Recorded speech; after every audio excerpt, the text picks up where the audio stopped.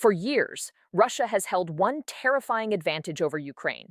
Every night, wave after wave of drones and missiles darken the sky. Hundreds of aerial weapons launched at once. Air defenses overwhelmed, cities shaken, infrastructure destroyed. It became Russia's signature strategy.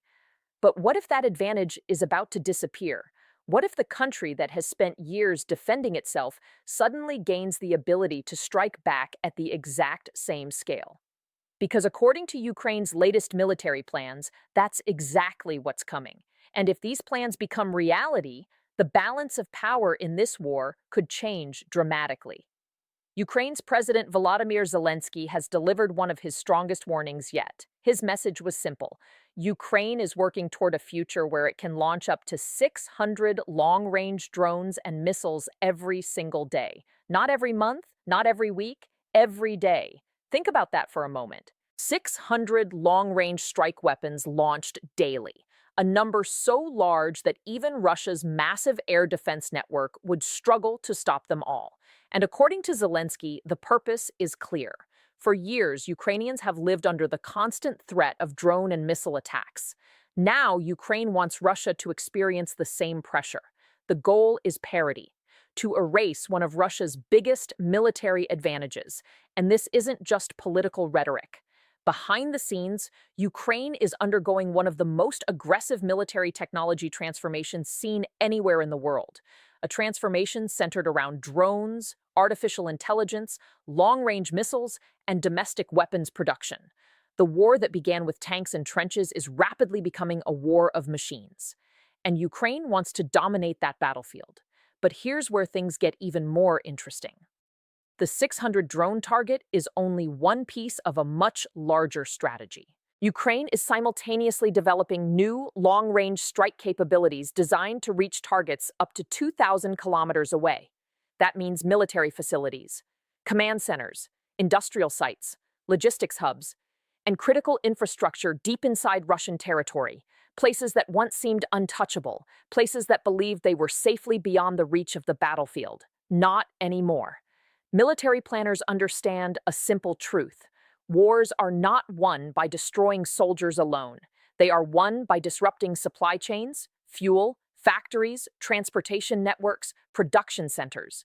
The deeper a country can strike, the more pressure it creates. And Ukraine appears determined to push that pressure farther than ever before.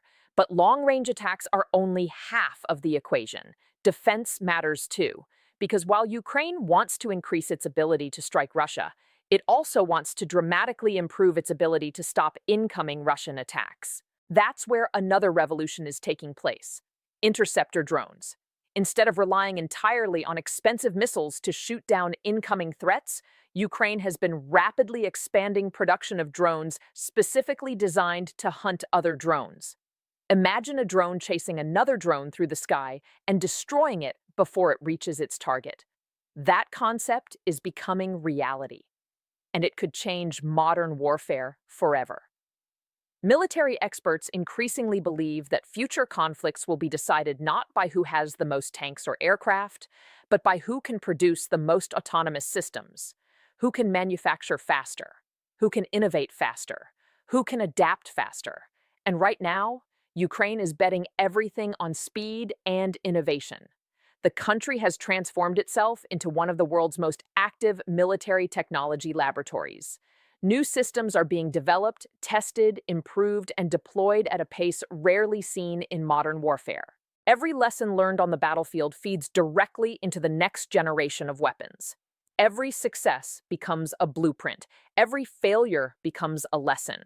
And that constant cycle of adaptation is creating a military force that looks very different from the one that existed when the war began. But there is one major obstacle standing in the way of Ukraine's ambitions: money. Producing hundreds of long-range drones every day requires enormous resources. Factories, components, engineers, electronics, explosive payloads, logistics, maintenance. Everything costs money, a lot of money. The manufacturing capacity may exist, the technical knowledge may exist, the workforce may exist, but scaling production to the level required for 600 daily strikes will require sustained investment on a massive scale. That's the challenge, because there is a huge difference between what a defense industry can theoretically build and what it can actually afford to produce. The coming months may determine whether Ukraine can bridge that gap. If it succeeds, the consequences could be enormous. Imagine hundreds of additional deep strike drones entering the battlefield every day. Imagine military facilities constantly under threat. Imagine energy infrastructure facing repeated attacks. Imagine logistics networks being disrupted again and again. The cumulative effect would be difficult for any country to absorb. And that's exactly why this development is attracting so much attention. Because this isn't simply about drones, it's about changing the economics of war, making attacks cheaper, making defense more expensive, and forcing the enemy to spend vast resources protecting targets that were once considered secure. For Russia, that creates a growing problem. The larger Ukraine's drone arsenal becomes, the more territory Russia must defend, the more air defenses it must deploy, the more resources it must spread across an enormous country. And in warfare, stretching resources too thin can become extremely dangerous. Which brings us back to Zelensky's warning, 600 drones per day. Today, it remains an ambitious goal, but what makes it significant isn't whether Ukraine reaches that number tomorrow, it's the direction of travel, the trend, the momentum. Because every year of this war has shown one thing.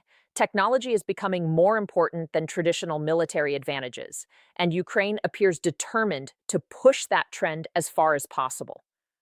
The battlefield is evolving. The rules are changing. And the next phase of this conflict may look very different from the one we've seen over the last several years. The question is no longer whether drone warfare will shape the future. The question is who will master it first. And if Ukraine succeeds in building the strike capability it is now openly discussing, Russia could face a level of sustained pressure, unlike anything seen so far in this war. But what do you think? Can Ukraine realistically reach the goal of producing enough long-range drones to launch 600 strikes per day? Or is this target simply too ambitious? Let us know in the comments below. If you enjoyed this video, don't forget to like, share, and subscribe to the channel. And make sure you watch the next video on your screen right now, because the developments unfolding in this war are moving faster than ever, and you won't want to miss what's coming next.